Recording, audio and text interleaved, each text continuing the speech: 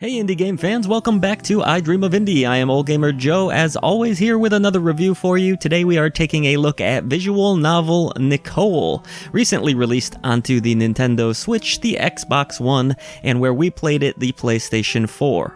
Nicole is normally priced at $18.99, though at the time of this review there is a discount on the game across all three versions for $15.19.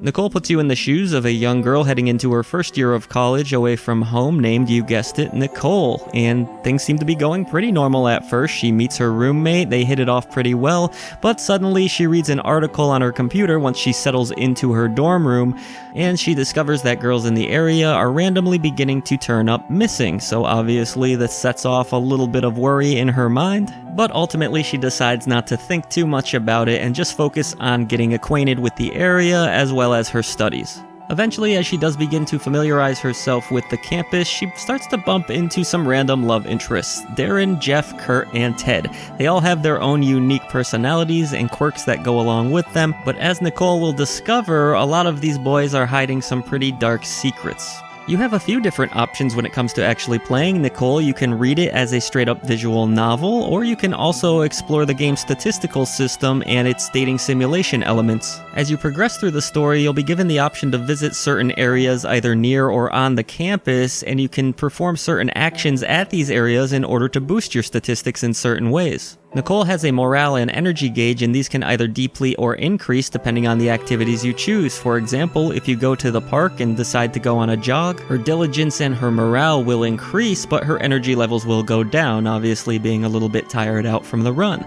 From there, you can choose to go back home and perhaps take a nap or maybe tidy up your room, which will also affect different statistics. Personally, the statistical mode seems to be the way this game was designed, and I had a lot of fun checking out all of the different activities and interactions. I don't think the game works as well as a visual novel only, but that's just my opinion, and at least the options are there.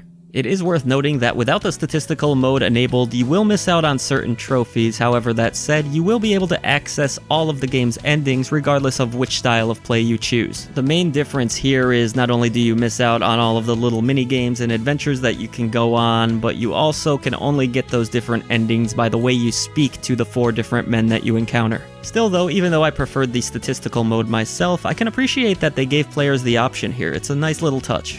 Outside of dialogue choices, there are a few different gameplay elements to Nicole as well. You can earn different jobs depending on choices that you make, and you can also get gifts to give to certain men, and these gifts will help you to win their hearts, or maybe make them angry, depending on which gifts you choose. Overall, regardless of the way you choose to play Nicole, it is an entertaining storyline that has some interesting outcomes depending on the way things go. Graphically, the artwork in Nicole is very beautiful. There's not really much animation to speak of here, but I did think that the art was vibrant, it popped, it fills the screen, all of the characters have nice personality to them. Being on a college campus, you will see a lot of the same areas over and over again, but there's a pretty good variety of backdrops for the most part. But the attractive art did keep me engaged with the storyline and the statistical system, and the soundtrack works pretty good here as well. I enjoyed all of the little piano pieces that are scattered across this soundtrack. They're very fitting for the setting. They're nice and relaxing, nothing too stressful. You do get those darker moments in this game that result in darker songs playing, but I would say on the whole, the visual and audio presentation of Nicole is pretty good, despite the fact that there aren't really a lot of sound effects to speak of in the game. Nicole does take a while to build up, as a lot of visual novels do, but once you find yourself invested in the story, you do ultimately want to see the conclusion through. Seeing all of the different endings will certainly be a bit of a hassle because a lot of the game does play out the same, and that's a little bit disappointing, but still, there are a lot of different endings to go through if you are dedicated to seeing them all. Even though I personally didn't think Nicole herself was all of that interesting of a character, the personalities that she meets along the way certainly are. I was always wondering what was going to happen next in this story, and unraveling its mystery is the real fun of Nicole. Again, Nicole is available now on PlayStation 4, Xbox One, and Nintendo Switch. It was developed by Winter Wolves Games and published by Ratalaika Games.